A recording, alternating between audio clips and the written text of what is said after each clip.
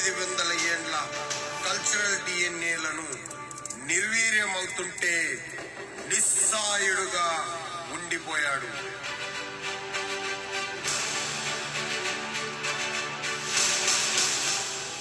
ఆర్యుడు స్వలాభాపేక్షతో స్వాతంత్ర పోరాటానికి నాంది పలికాడు.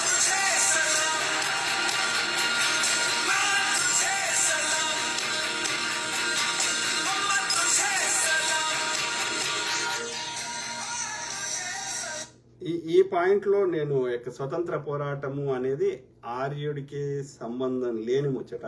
ఎవరైతే అంటే ఈ పాయింట్ నేను అంగీకరించాను, ఆయనకు స్క్రిప్ట్ ఎవరు రాసిచ్చారో అది కొంచెం తప్పు రాసినట్టున్నారు.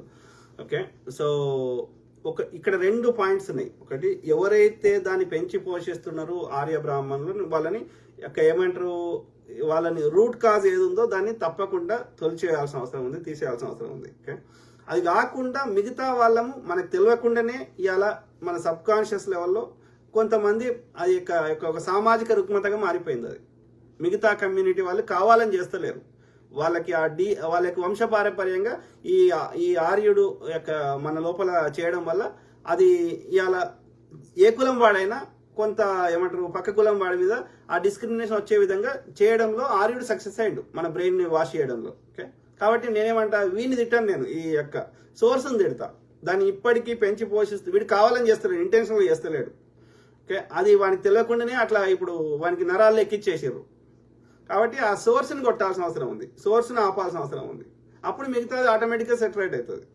కాబట్టి మిగతా వాళ్ళని అది సామాజిక రుగ్మతగా మార్చినప్పుడు, ఆ సామాజిక రుగ్మతలో మనం కూడా ఒక పావులుగా మారినప్పుడు, మనం ఈ ఇంటెన్షన్గా చేయనప్పుడు వాడిని తిట్టవద్దు, వాడిని కూడా ఎడ్యుకేషన్ చేసి మార్చే ప్రయత్నం చేద్దాం. కానీ సోర్స్ ఓడి చేస్తున్నాడు, అది ఇప్పటికీ పెంచి పోషిస్తున్నాడు, అది సృష్టించినోడు, ఇప్పటికీ గుళ్ళల్లో కానీ ప్రతి చోట ఇది కులాలు పోకూడదండి అని చెప్తున్నాడు, సమ్మక్క సారలమ్మ కూడా దేవుళ్ళ అండి చెప్తున్నాడు, ఇట్లాంటి వాళ్ళు, లేకపోతే చాగంటి లాంటి వాళ్ళు, గొల్లోళ్ళు ఇప్పటికీ ఏమంటారు వెంకటేశ్వర స్వామికి ఈ కులపోడు ఇద్దేవాలే, ఆ కులపోడు అద్దేవాలే, ఎందుకు చెప్తావు? బ్రాహ్మణుడు నువ్వే తేవచ్చు కదా. అంటే ఈ ఒక కులమోడు రథం గుంజాలి, ఇవన్నీ ఎవడు చెప్తున్నాడు? ఫలానా రెడ్డి అని చెప్తలేడు, ఫలానా వెల్మ అని చెప్తలేడు. ఎస్, వాళ్ళకి ఆ సబ్ కాన్షియస్ లెవెల్లో ఈ కులం వారి మీద ఒక హేట్రేట్ క్రియేట్ చేసి ఉంటారు, లేకపోతే వీళ్ళు తక్కువ అన్న భావాన్ని క్రియేట్ చేసి ఉంటారు. ఆ విధంగా తెలిసో తెలియక ప్రవర్తించుండొచ్చు కొన్ని కులాల వారు. ఈవెన్ బీసీలు కూడా దళితుల మీద ఒక డిఫరెంట్గా ప్రవర్తించుండొచ్చు, లేకపోతే ఒక దళితులనే వాళ్ళ సబ్ కాస్ట్లలో ఇప్పుడు మాల వాళ్ళు మాదిగ వాళ్ళతో డిఫరెంట్గా ప్రవర్తించుండొచ్చు. కానీ వాళ్ళు ఇంటెన్షనల్ చేస్తలేరు, కావాలని చేస్తలేరు. మనందరం కూడా ఈ ఆర్యుడు చూపించిన వ్యవస్థలో పావులం అయిపోయినాం.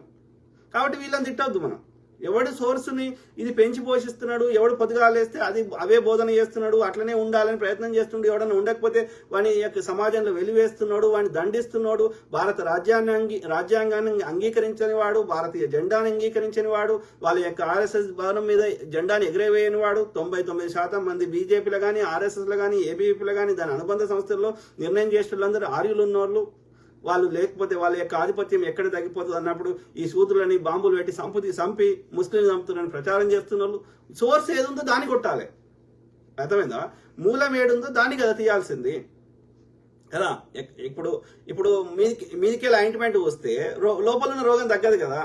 లోపల బ్యాక్టీరియానో వైరస్ ఉంటే దాని రిలేటెడ్ యాంటీబయాటిక్ ఇంకోటి వేస్తే తగ్గుతుంది కదా, రైట్? ఇప్పుడు చెట్టుకు రోగం వస్తే అది రోగం వస్తే ఆకుకి మందు కొడితే పోతుందా? కొన్నిసార్లు వేరుకి కొట్టాలి, వేరుకే చెట్టు మొదలు వేయాల్సి వస్తుంది. ఓకే, కాబట్టి మనం రూట్ కాజ్ని కొట్టాలి. రూట్ కాజ్ని చంపినాం అనుకో మిగతాది మళ్ళీ పచ్చగా చేయడం పెద్ద కష్టం కాదు. మిగతా ఈ కావాలని చేయనటువంటి వాళ్ళని మార్చడం పెద్ద కష్టం కాదు, ఆ రూట్ని ఆపేస్తే. ఓకే, కాబట్టి మనం రూట్ తోటి కొట్లాడుతున్నాం, మిగతా వాళ్ళతో కొట్లాడుతున్నాం. ఓకే,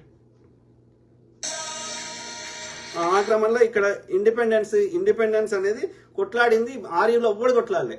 మీరు చూడండి స్వతంత్ర భారతదేశ చరిత్రలో ఆర్యుడు కొట్లాడలేదు. ఆర్యుడు వాడి కింద టైపిస్ట్ గా పనిచేసిండు, వాడి ఆర్మీలో జవాన్ గా పనిచేసిండు, వాడితో దోస్తీ చేసుకున్నాడు. ఓకే, వాడు బ్రిటిష్ కాలంలో కూడా ఆర్యుడు మంచిగానే బతికిండు. ఓకే, కొట్లాడిన వాళ్ళు ఎవరు అంటే జాతీయవాదులు, దేశం మీద ప్రేమ ఉన్న వాళ్ళు కొట్లాడారు. అది ఎవరైనా కావచ్చు, ఈ కులం ఆ కులం సంబంధం లేకుండా. ఓకే, ఆరు కొట్లాలే బ్రిటిష్ ఈ యొక్క సావర్కరో గోల్వాల్కరో లేకపోతే ఇంకోడోడు వాడు గాడ్సేనో ఇంకోడోడు హెడ్గేవాకరో ఒక్క దగ్గర కొట్లాడినాడు చూపెట్టండి. అది కొట్లాడకుండా వీళ్ళు ఏది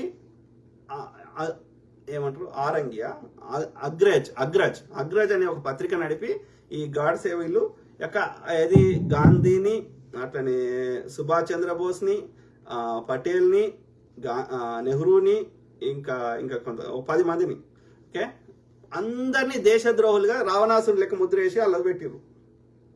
ఓకే ఇంక్లూడింగ్ అంబేద్కర్ గారిని కూడా వీళ్ళు చాలా ద్వేషించారు. అంబేద్కర్ గారు ఎవరి మీద కొట్లాడని మీరు చెప్పండి. ఓకే స్వతంత్రం వచ్చే లాస్ట్లలో రాజ్యాంగం రాసిండ్రు, రాజ్యాంగ పరిషత్ పంపించారు, అది ఆయన last part of his life. Okay that is not he was popular for. తర్వాత మనము ఆయన మీద గౌరవంతో విగ్రహాలు పెట్టుకొని ఆయన భారత రాజ్యాంగ నిర్మాత అని ఇవన్నీ, కానీ అది that is not his core life. అది కాదు లాస్ట్ 3 to 5 years ఆయనది, అది లాస్ట్ది. ఓకే అది కాదు ఆయనది. హీ బికేమ్ పాపులర్ అండ్ ఆయనను బ్రిటిష్ ప్రభుత్వం కానీ లేకపోతే మిగతా దేశంలో ఉన్న వాసులు కానీ ఆయన ఏమని గుర్తించారు? హీ వాజ్ ఆయన రెండో మూడో రౌండ్ టేబుల్ సమావేశాలకు పోయాడు. ఎందుకు పోయాడు? పూనా ఒడంబడికి ఎందుకు చేసుకున్నాడు? వాళ్ళు ఎందుకు పిలిచారు యొక్క అంబేద్కర్ గారిని? Because he was representing, he became voice for suppress classes, especially Dalits. Okay దళితులకి నాయకుడిగా లేకపోతే అణచివేయబడ్డ వర్గాల వారికి ఒక గొంతుకగా నిలబడి వీళ్ళకి కూడా న్యాయం కావాలని కన్సిస్టెంట్ గా పోరాటం చేసిండు. ఆయన ముఖ్యంగా మహారాష్ట్రలో ఏది అక్కడ అందరు తాగే నీళ్ళల్లో దళితులు కూడా తాగాలని బాగా పోరాటం చేసిండు. ఓకే అట్లనే దళితులను కూడా గుళ్ళలకు రావాలని పోరాటం చేసిండు. దాన్ని వ్యతిరేకించింది ఆయన హిందూ కోడ్ బిల్లు పెడితే వ్యతిరేకించింది ఒక పర్టికులర్ పార్టీ వాడు కాదు, ఈ కాంగ్రెస్ వాడో ఇంకో బీజేపీ వాడో, ఇది కాదు. సమాజంలో ఈ బ్రాహ్మణుడు పెంచి పోషించిన మనువాద వ్యవస్థలో ఉన్నటువంటి అందరూ, దేశంలో ఉన్న అందరూ. ఓకే అర్థమైందా? సో అంటే ఒక వ్యవస్థకి ఒక ఇప్పుడు ఆడపిల్ల పెళ్లి కాగానే అత్తగారింటికి పోవాలి అనే కల్చర్ స్టార్ట్ చేసింది పేట్రియాటికల్ సొసైటీలో. అట్లా కాకుండా ఏది అబ్బాయే వీళ్ళ ఇంటికి రావాలంటే ఆ సమాజం యాక్సెప్ట్ చేయడానికి సిద్ధంగా లేదు. అది బీసీ అయినా ఇంకో అయినా. ఎందుకని? ఈ బ్రాహ్మణుడు ఆ వ్యవస్థని ఒక 1000 సంవత్సరాల నుంచి పెంచి పోషించింది. ఇది ఇట్లా మైండ్ ఇట్లా ఉన్నాక ఇంకో మార్పుని అంగీకరించడానికి నా మైండ్ సిద్ధంగా లేదు. కాబట్టి వీళ్ళని తిట్టద్దు. ఇది పెట్టినోడోడు, ఈ వ్యవస్థ ఇట్లనే ఉండాలని రుద్దుతున్నోడోడు, అది ఎవడన్నా పాటించకపోతే వాడిని శిక్షిస్తున్నోడోడు, ఇవాళ దళితులు అని చెప్తున్న వాళ్ళు ఎవరు? మనకున్న సమాచారం మేరకి దళితులు అంటే వాళ్ళు ఏమి ఒక పర్టికులర్ కాళ్ళకి వెళ్ళి ఎల్లకి పుట్టిన వాళ్ళు కాదు, అందరూ అమ్మకడుపులకి వెళ్ళి పుడతారు.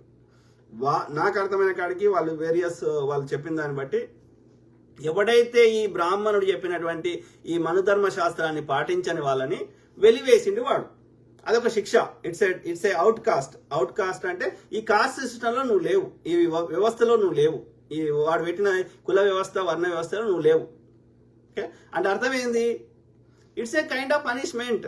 ఒకరిని తీసుకొని జైల్లో పెట్టినట్టుగా అందరిని జైల్లో పెట్టలేడు కాబట్టి ఎక్కువ మంది అయినప్పుడు ఆడేం చేసిండు? అన్ని నీచమైన పనులు చేయించి వెలివేసిండు. That is a punishment. అదొక రకమైన పనిష్మెంట్, అది కఠినమైన పనిష్మెంట్.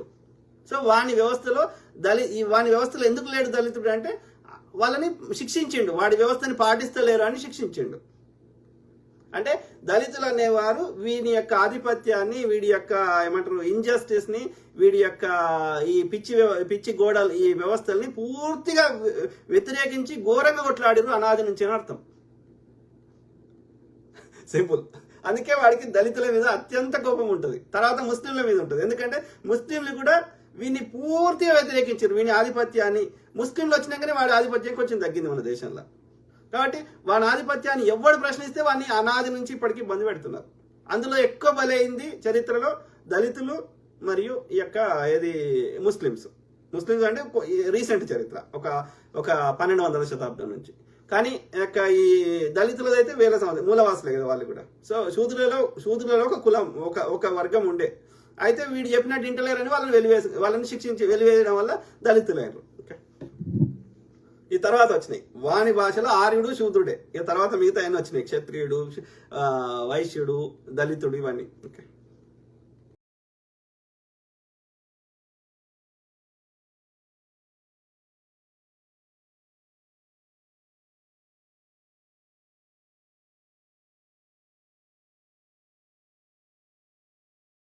ఈ ఆర్యుడు ఏంటంటే వాడు కొట్లాడు, వాడు ఏం చేయడు, కానీ మనకు కొట్లాడ పెడతాడు. ఇవాళ సుభాష్ చంద్రబోసు, గాంధీ గారు వాళ్ళు ఏది బ్రిటిష్ వాడి నుంచి బానిసంఖ్యలోకి వెళ్ళి మనం స్వయం పరిపాలన చేసుకోవాలి. ఎందుకంటే వాడు విదేశపోడు, మన దేశం దోసుకుంటున్నాడు, మన బేసిక్ రైట్స్ ని కూడా తీసేస్తున్నాడు, మనకు పరిపాలన భాగస్వామ్యం లేదు, మనకి తినడానికి తిండి లేదు, కట్టుకోవడానికి బట్టలేని స్థాయికి తీసుకొచ్చిండు, ఒకరప్పుడు సుఖ సంతోషాలతో బతికిన వాళ్ళని అని వాళ్ళు ఈ స్వతంత్రం కావాలి, స్వయం పరిపాలన కావాలని వాళ్ళు పోరాటం చేశారు జాతీయవాదులు.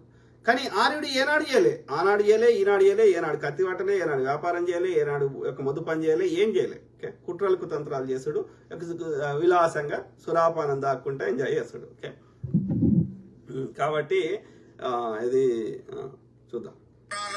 హిందుత్వ రాష్ట్రాన్ని నిర్మించడానికి ఉద్యమాలతో బ్రిటిష్ వారి నుండి స్వేచ్ఛను పొందే ప్రయత్నం చేశాడు. బ్రిటిష్ వారు ఇక్కడ తప్పు చెప్తున్నాడు, ఈ యొక్క పాయింట్ తప్పు చెప్తున్నాడు. ఈ జాతీయవాదులు ఆర్యుడు చేయలే. మీరు చూడండి, సావర్కర్ కొట్లాడినాడు ఒకటి చూపెట్టండి, స్వతంత్ర ఉద్యమంలో పాల్గొన్నాడు చూపెట్టండి, గోల్వాల్కర్ కొట్లాడినాడు చూపెట్టండి, ఎడ్గేవాకర్ కొట్లాడినాడు చూపెట్టండి, ఇంకెవరైనా ఆర్య బ్రాహ్మణుడు కొట్లాడని చూపెట్టండి.